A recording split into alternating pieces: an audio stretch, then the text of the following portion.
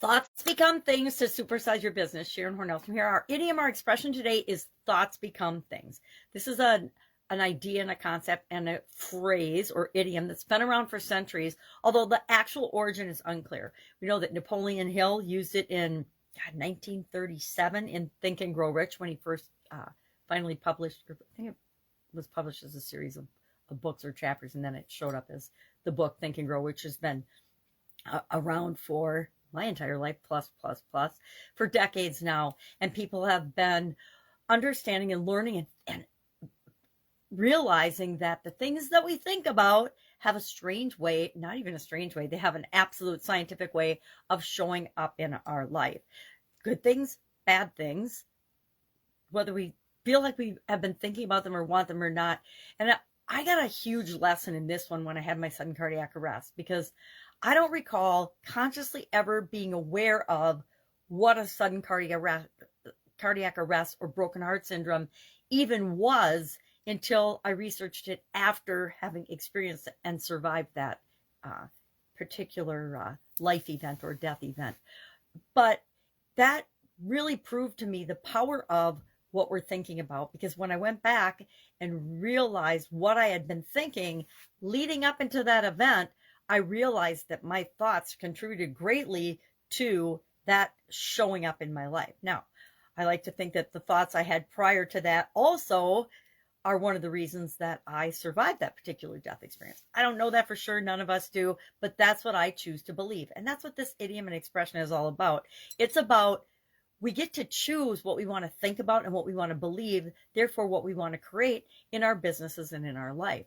So we can struggle if you want to struggle when you're building and growing your business. And I did that for a lot of years when I was younger, and I didn't realize that I could make that an option. I could decide whether I was going to hustle or struggle. And I spent a lot of years hustling and struggling that I learned that I probably didn't have to, based on how I was perceiving and thinking about different situations and what my expectations were in different scenarios as I was building and growing different businesses throughout my life, and even different jobs and different careers.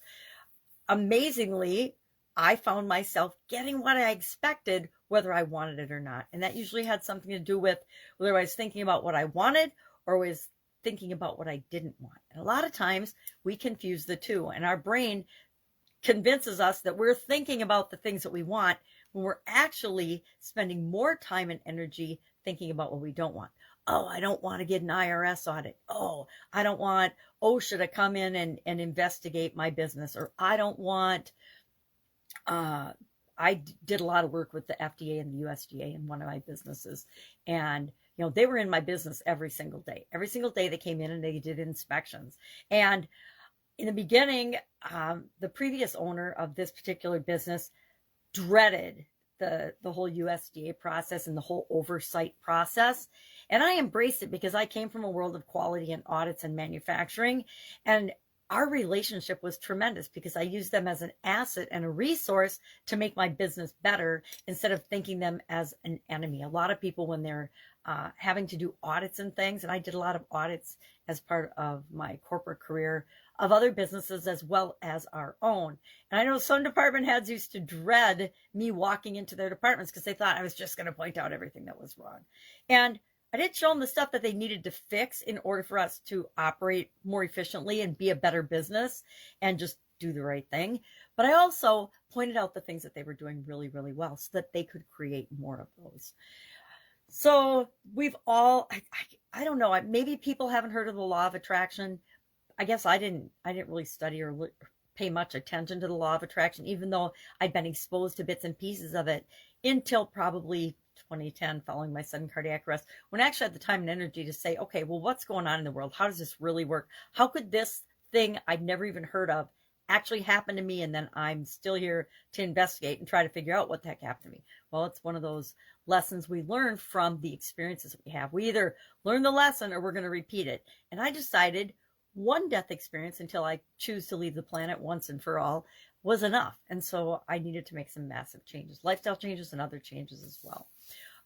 So my sudden cardiac arrest to me was my biggest personal lesson in terms of thoughts become things. Now, I'm sure there's a lot of people that are saying, guess what? You didn't create your own sudden cardiac arrest. You didn't create your own health challenges.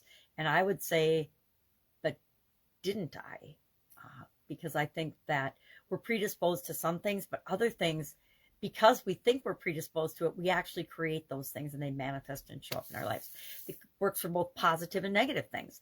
We create all the positive things that happen in our life as well by thinking about, visualizing, and creating them and having them happen. I challenged this was the same topic we talked about in the Get Your Goals Annual Challenge today. And I challenged the group to share one thing that they thought about that actually showed up in their life. And I guess I would say the same for you. If you're creating and supersizing your business, obviously you probably have thousands of examples of things that you've thought about and created in your life. I'd love to know your impression or your thoughts on thoughts become things. Do you believe that that's the way things work? Or do you believe that there's a lot of things that just happen out of chaos and there's no real way to explain them and how they show up in your life and in your business and in your world?